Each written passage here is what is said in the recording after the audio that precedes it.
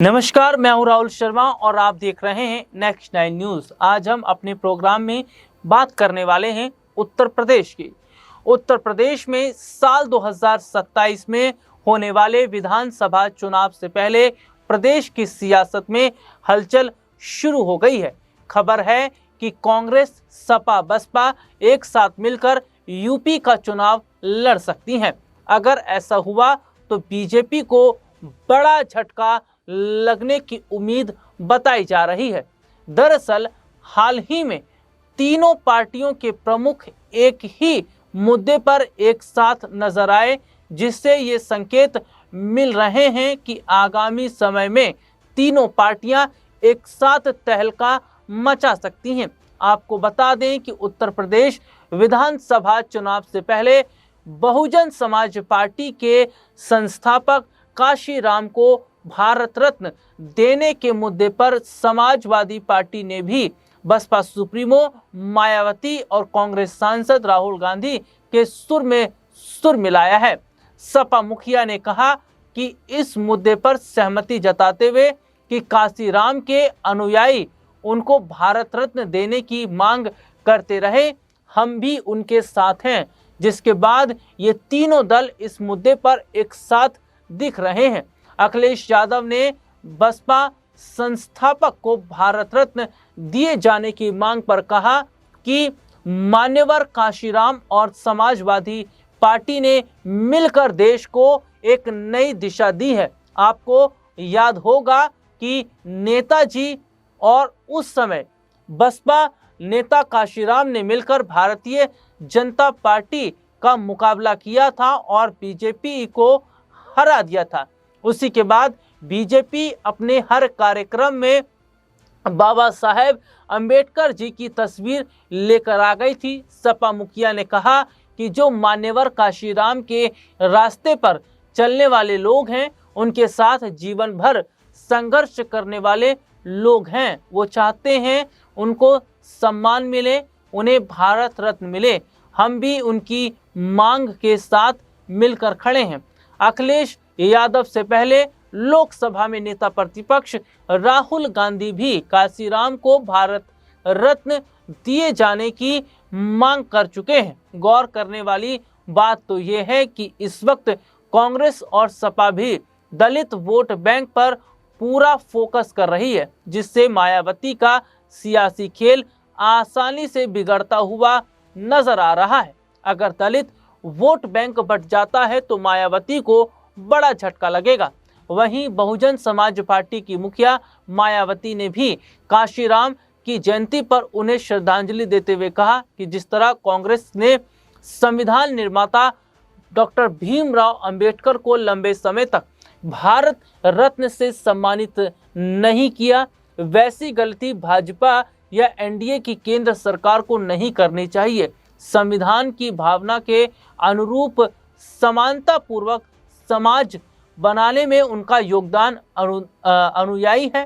कांग्रेस सांसद राहुल गांधी ने पीएम मोदी को लिखे पत्र में कहा कि काशीराम ने मुख्य रूप से दलितों, पिछड़ों और बहुजन राजनीति को नई दिशा देने वाले जनक के तौर पर जाना गया है। राहुल गांधी ने ये पत्र एक्स पर पोस्ट करते हुए कहा कि भारत सरकार से सामाजिक न्याय के महान योद्धा और बहुजन नेता के मार्गदर्शक के तौर पर मांग करता हूं कि काशीराम जी को भारत रत्न दिया जाए। राहुल गांधी और अखिलेश यादव द्वारा काशीराम को भारत रत्न देने की मांग को यूपी में आगामी विधानसभा चुनाव से जोड़कर देखा जा रहा है। कांग्रेस और सपा की नजर बहुजन समाज पार्टी के दलित वोट बैंक पर टिकी है। यूपी में दलित वोट बैंक अहम भूमिका निभाता है।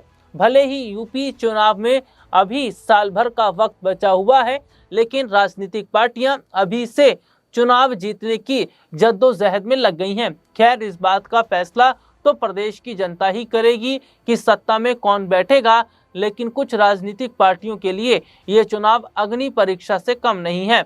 खासकर बसपा सुप्रीमो मायावती के लिए। अपने दर्शकों को बताएं कि काफी समय में प्रदेश की सियासत में बसपा अपना अस्तित्व खो चुकी है और उसे बचाने के लिए मायावती जो जी जान से कोशिश कर रही हैं। वैसे राजनीतिक जानकारों का कहना है कि अगर प्रदेश की राजनीति में 3 बड़ी पार्टियां एक साथ आ जाती हैं तो पूरी तस्वीर ही पलट जाएगी और बहुत बड़ा सियासी बदलाव देखने को भी मिल सकता है। दरअसल उत्तर प्रदेश में साल 2027 में होने वाले विधानसभा चुनाव से पहले इस वक्त जो हालात, जो स्थिति नजर आ रही है वो ये है कि तमाम राजनीतिक पार्टियां अपना पूरा फोकस यूपी चुनाव के लिए कर रही हैं। लेकिन अब प्रदेश की जनता किसे मौका देगी ये तो आगामी समय में ही पता चल पाएगा। लेकिन फिलहाल इस वक्त चुनौतियां बीजेपी के सामने भी कुछ कम नहीं है, क्योंकि सीएम कुर्सी को लेकर केशव प्रसाद मौर्य और योगी आदित्यनाथ के बीच जो है वो तनातनी नजर आ रही है। केशव प्रसाद मौर्य काफी समय से सीएम बनने की कोशिश में हैं, काफी समय से उत्तर प्रदेश में वो मुख्यमंत्री की कुर्सी को संभालने के लिए जो है वो जद्दोजहद कर रहे हैं। और ऐसे में जो मौजूदा हालात हैं, ऐसे में जो मौजूदा स्थिति है वो ये साफ बताती है कि क्या उत्तर प्रदेश में जो चुनौतियां हैं वो केवल सपा, बसपा और कांग्रेस के लिए नहीं बल्कि बीजेपी के लिए भी है। हालांकि दलित वोट बैंक के बंटने की आशंका इस बार सबसे ज्यादा नजर आ रही है, क्योंकि कांग्रेस की नजर भी दलित वोट बैंक पर है, तो वहीं समाजवादी पार्टी की नजर भी दलित वोट बैंक पर है। अगर दलित वोट बैंक बढ़ता है तो ये मायावती के लिए खतरे की घंटी से कम नहीं है, क्योंकि पहले एक तरफा जो दलित वोट बैंक था वो मायावती के लिए आता था, मायावती को दलित वोट बैंक मिलता था।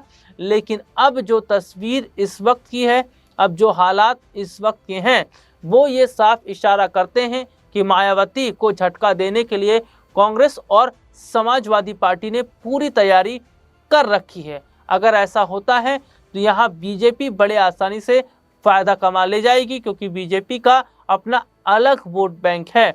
और यहाँ ये देखने को भी मिल सकता है कि अगर तीनों पार्टियां एक साथ मिलती हैं तो ये तीनों पार्टियों का वोट एक जगह एक साथ आ जाएगा और इससे बीजेपी की मुश्किलें बढ़ती नजर आएंगी।